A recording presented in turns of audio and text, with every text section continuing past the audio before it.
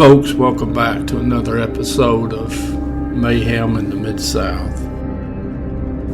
Our episode today, Colonial Parkway Killer.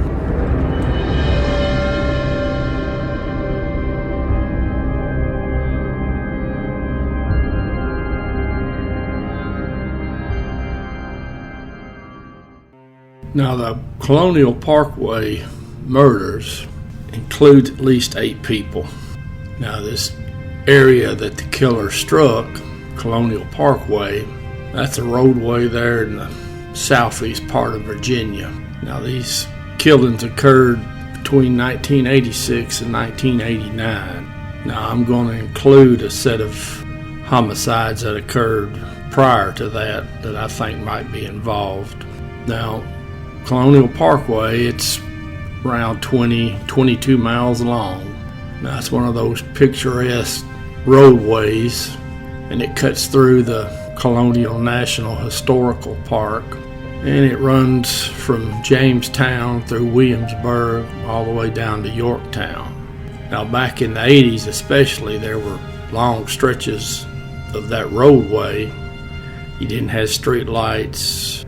All you had was darkness and woods. Very, very isolated areas. Now, obviously, that area attracted young couples who like to hang out with some semblance of privacy. Now, the MO of the killer strikes to me of the Zodiac, targeted couples out by themselves. Now, in these cases, the couples were in a vehicle, and the couple would be killed and the vehicle would be moved. Now, one couple that's involved in this, their bodies have never been found. Now, the killer used strangulation, gunshot, stabbing. Now, there was no sexual assault involved. As far as they know, no personal items were taken from the victim. And of course, the oddity of the killer would take the victim's vehicle and move it, not necessarily to hide it. Police aren't really for sure why he would do that. Now, the first victims, this couple is not officially ranked with. This homicide occurred on August 21st, 1984, and it was a good bit off the beaten path of Colonial Parkway. Now, the reason that some investigators believe this was actually the first homicides committed by the suspect is just the MO, because now this set of killings is going to occur 2 years before the official start. Now, Mike and Donna, they were found in a wooded area about 300 yards southwest of the King's Crossing apartment complex. That's in the 10,000 block of Patterson Avenue, right there near the intersection at Gaskin Road. Now, that's in the town of Henrico, Virginia. Now, they had told their families that they were going to go camping, because now they'd been dating for 4 years, and that was the last they were seen alive. Now, 3 days after they had told their families they were going camping, a fella's walking his dog, and he sees Mike's Jeep backed into a trail there off the main trail. Now, he noticed the passenger door was open. Keys were in the ignition. Now, the canvas top of the Jeep had been rolled up, even though it had rained that weekend. Obviously shows you that whatever had occurred prior to the rainstorm. Now, in the back end of the Jeep, there were 2 suitcases and a paper bag full of clothes. Now, this fella and his dog, he follows a blood trail, and it leads him to the bodies. Now, the bodies are laying underneath a checkered red and blue blanket about 20 feet away from the Jeep. Now, both victims had been stabbed. Now, the coroner, he estimates they had died somewhere around 2 a.m. on August 18th. And the police are theorizing the homicides occurred where the bodies were found. Now, the first official couple to die from the Colonial Parkway killer, Rebecca and Kathy, Sunday morning, October 12, 1986. It's Columbus Day weekend.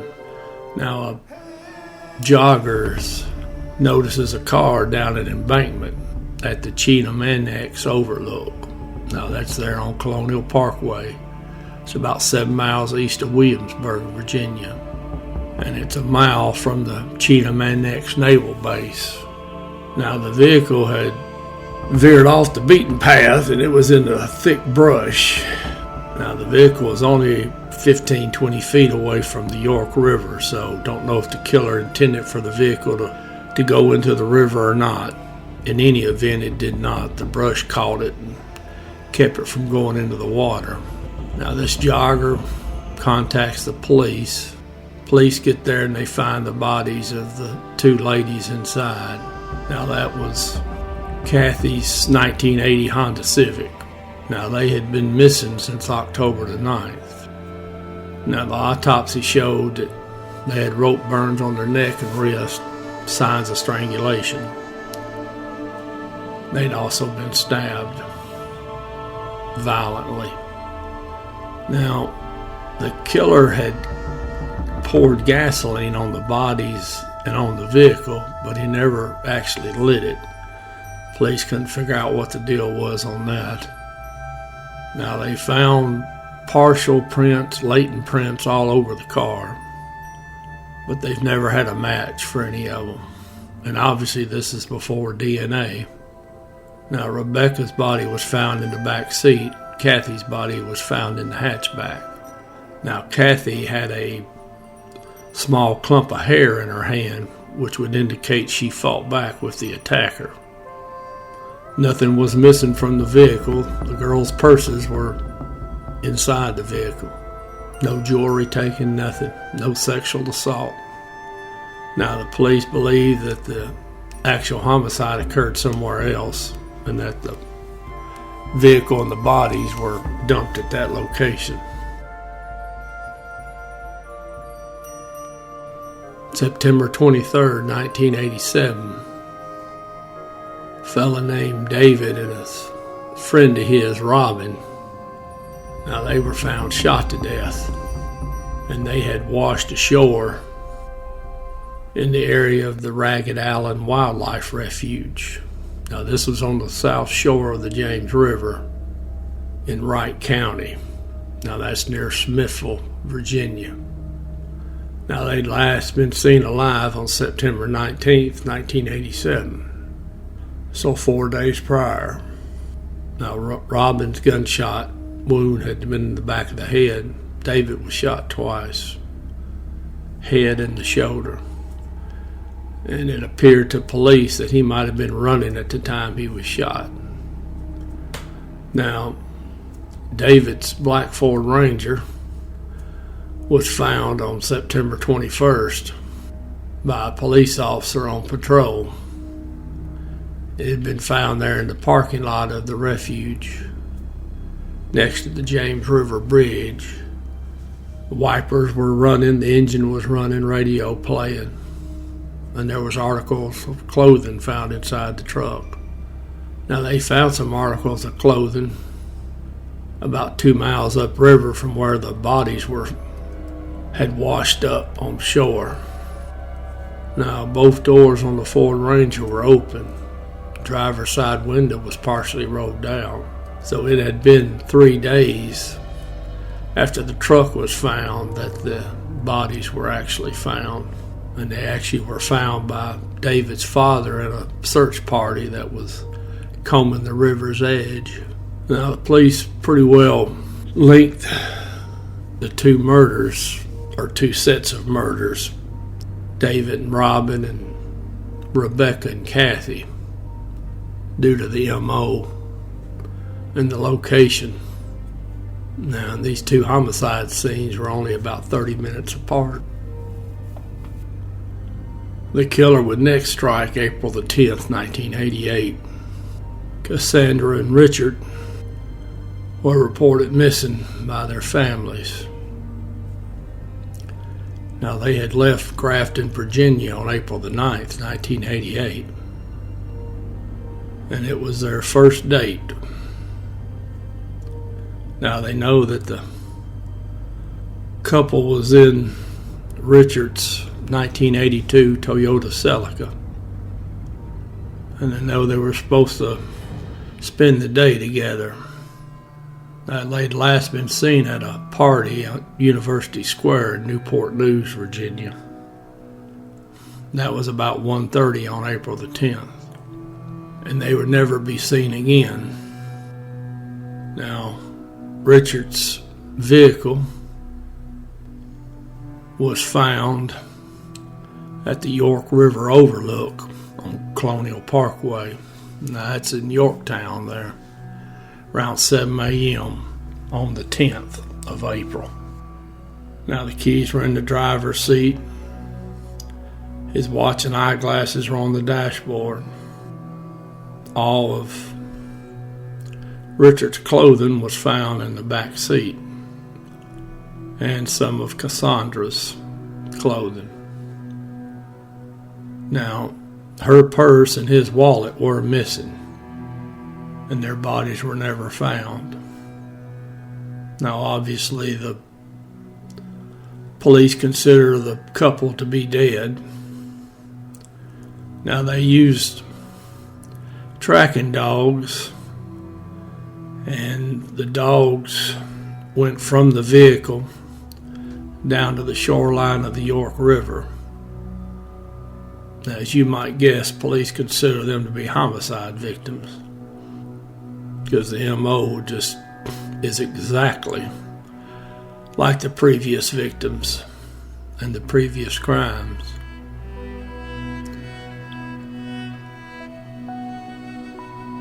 September 5th, 1989, Anna Maria and her boyfriend's brother, Daniel, they're driving up to Virginia Beach. They're in Daniel's 1972 Chevrolet Nova. Now, Daniel, the brother, was going to move in with his brother and Anna Maria. Now, the vehicle was found abandoned Interstate 64, the rest stop there at New Kent County. Now, police are not for sure if the couple had actually stopped there at the rest stop and were killed, or if they were stopped somewhere else and the car and the bodies were brought there, since part of the killer's MO is to move the victim's vehicle. Now, the driver and passenger side doors were unlocked. The keys were still in the ignition. Police found dirt and grass stains on the vehicle's underside, which would obviously suggest that the vehicle had went cross country. Anna Maria's purse was found in the car. Now, a month later, October 19th, 1989, their bodies were found in a wooded area along Interstate 64 between Williamsburg and Richmond. Now, the bodies were covered in an electric blanket that had been in Daniel's car, and obviously the bodies were badly decomposed. Now, it's interesting because this was the second set of victims to have had a blanket laid over them. I'm just wondering what the police think about that. Why did the suspect use a blanket to cover the victims? Now, due to the condition of the bodies, they couldn't determine cause of death.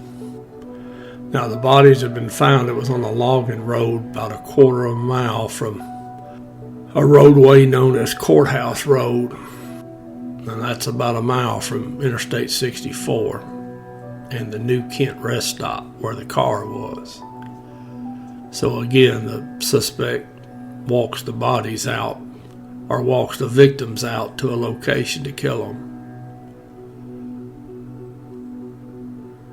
Now, these homicides are unsolved. Now, with DNA, I'm curious as to whether the authorities have attempted any kind of a match. There seems to be several ways to get a DNA, some kind of a profile. Take that profile and work your way backwards or maybe forwards. I know so little about DNA other than I know it's an effective tool. But now those hair fibers they recovered from one of the scenes, that should at least be a starting point.